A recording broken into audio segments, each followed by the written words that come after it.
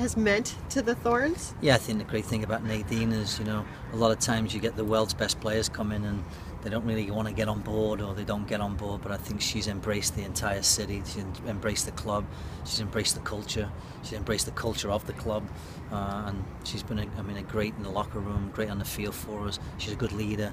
I saw her in the coffee house this morning. I mean, that sums Nadine up. She's in the coffee house across from the stadium. She's in early, she practices late.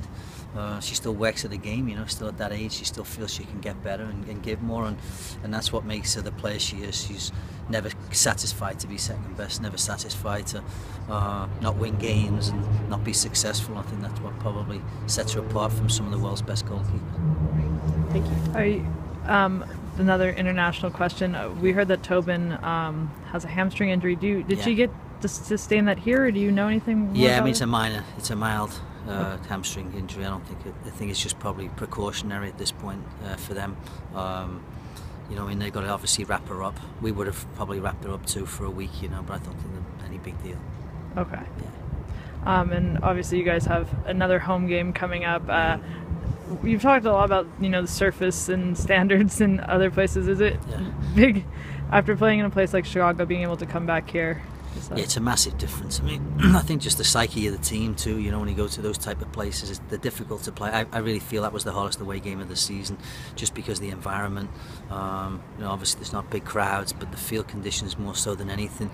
I mean, I think Chicago would be better on a better field too.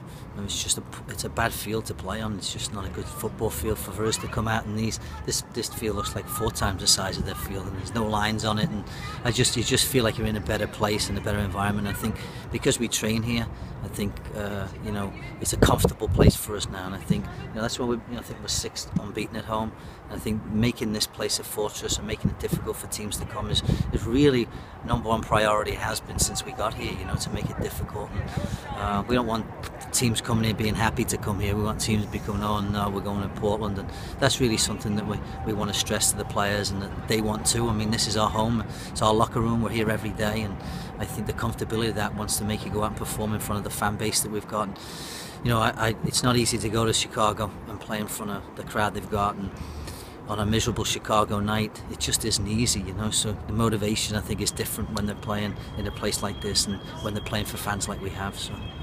And you guys are gonna, you won't have Alex, you won't have Jody, you won't have Christina, and Ao's not here. And kind of, you might not tell me exactly what you're planning on doing at forward, but what are kind of your options now, and how do you adjust to that? To be honest with you, I mean, we've got some of the young players have been terrific in pre-season, and this is their moment. We talked about the 3 parts of the season. We're in part 2 of the season, and they knew there would be opportunities for them. And obviously we got a couple of niggly injuries, and you know, we've got a couple of holes that we need to fill, and there's a great opportunity for them, and I'm pretty confident, to be honest with you, in them, in going into the lineup.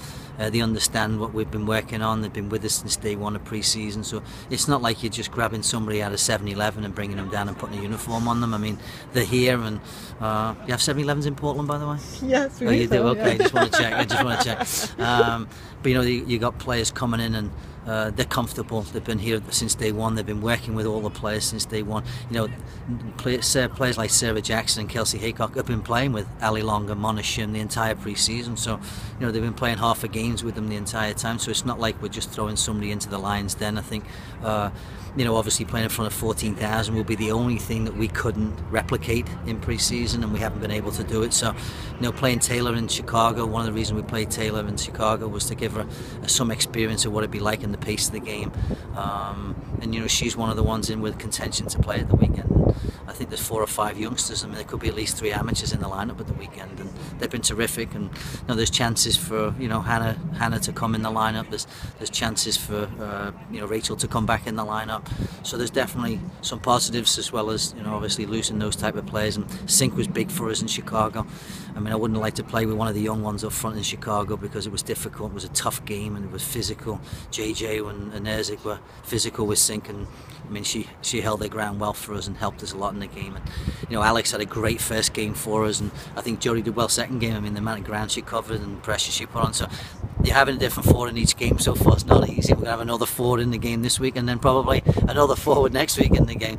But you know, we're just gonna ride the wagon, and I think the players, the midfield's been key for for us so far. They've scored most of our goals so far, and that's pretty well intact. So we'll just keep pushing forward with our midfield, and whoever plays up front, whoever plays in the wide areas, and whoever plays in the back, I think they'll just get on with it. And they've been with us, so I'm not really that worried. You said Rachel might be coming back. Is she healthy enough? Yeah, she's healthy now. Yeah, she's healthy. It's just a matter of earning a spot in the team, and she's over the hamstring problem, and it's good to have her back. I mean, she's a great defender. We worked on some defending yesterday, and she's just a really quality defender. And that was never in doubt. I think she didn't get picked for the national team, but she's a really top defender, and there's nothing like when you're playing a back three having a top defender in there. So. You mentioned the amateur players, and I know I've asked you a little bit about this in terms of the salaries of the league and stuff like that, but having players play that are essentially not getting paid to play, I mean, do you think that's a viable way to run, to have? Absolutely not. No. I mean, I think the roster should be increased in World Cup year and Olympic year. It doesn't make sense to me not to increase a roster. I think the rosters this year should have been 24. People might think I'm out of my mind, but I think you have to have 24 players. I mean, how can you play it without 24 players? And we're missing 9, so we're at 15. With those players, we'll be able to put 17 out at the weekend. But, why wouldn't you? If you gave us an extra foreign spot, at least improve the rosters to 21. But to me, if you had 24 players, these players should be getting paid and they should be on the rosters. And everybody has 4 or 5 of them, just like we do. They're playing for contracts. That's what they're playing for, whether it be this year, whether it be next year, and it'll probably be for next year for most of them. And they've got opportunities. None of ours were drafted. So for us, we've got players that weren't in the draft. So they've got something to prove, which I like. They put a chip on their shoulders. The good thing is we didn't have any draft picks, so they don't feel bad that we didn't draft them because we didn't have any picks to draft them. But I think they deserve opportunities to have contracts and get paid, and just like everybody else does. They come out here every day. I mean, as far as I'm concerned, I don't look at them as amateurs. They're professionals for them. They're here every day. They live, breathe, and eat. With the players, everything we do, locker room and the rest of it. And they're part and parcel of what we do in Portland. And I think the crowd will be excited to see some of them. I think there'll be a few new faces that they probably won't know, a few new names they won't know. I think, but they'll, just like last year when Jess McDonald became a big hero around here, and this year it's McCall's and Boney that's become big for us here. Jodie Taylor's going to be a big person. I think Mona Shim's always having a great season. So I think everyone's risen to the occasion. Kat Williamson's back, and now they're going to be a couple more that they can identify with down the road. And I expect these players to be here in the long term. To be honest with you, I think quite a few of the players that you're calling amateurs, that I'm calling professionals, will be able to get contracts for next year.